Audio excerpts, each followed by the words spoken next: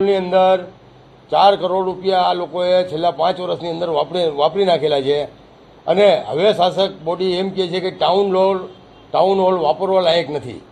જ્યારે 4 કરોડ રૂપિયા વાપરી નાખ્યા ત્યારે ખબર નહોતી કે ભાઈ વાપરવા લાયક નથી ને અત્યારે કે ભાઈ વાપરવા લાયક નથી, જર્જરિત થઈ ગયું છે। તો જર્જરિત થઈ ગયું છે, 4 કરોડ રૂપિયા નાખ્યા ક્યાં?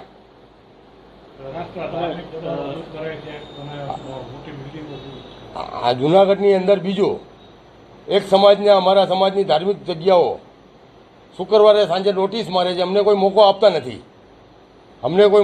નથી। શુક્રવારે સાંજે નોટિસ મારે છે અને રવિવારે રાતે, મોડી રાતે અથવા સોમવારે વહેલી સવારે આ લોકો અમારા ધાર્મિક જગ્યાઓ તોડી નાખે છે। એની સામે જુનાગઢની અંદર 262ની નોટિસ, 262 નોટિસ એટલે કે એવી એક નોટિસ છે કે એ નોટિસ દીધા પછી મહિના કે 2 મહિનાની અંદર એ બિલ્ડિંગને અમારે પાડી નાખવી પડે, કાંઈ બિલ્ડિંગને સીલ મારી દેવું પડે।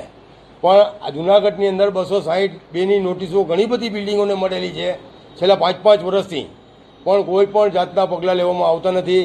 જવાહર રોડ ઉપર પણ એક બ્રહ્મ સમાજની જગ્યા છે, એની ઉપર પણ એપાર્ટમેન્ટ બની ગયું છે। એ લોકો અવારનવાર રજૂઆતો કરે છે, હજી ગઈકાલે પણ રજૂઆત કરવા આવ્યા હતા કે ભાઈ અમારી બિલ્ડિંગો પર જબરજસ્તી આ લોકોએ બનાવી લીધું છે। એવા ભ્રષ્ટાચાર કરે છે। 4 ફૂટનો રોડ હોય છે, 9 ફૂટનો રોડ બતાવી માપણી સીટ। આખો વિડિયો જોવા માટે ડાઉનલોડ કરો દિવ્ય ભાસ્કર એપ।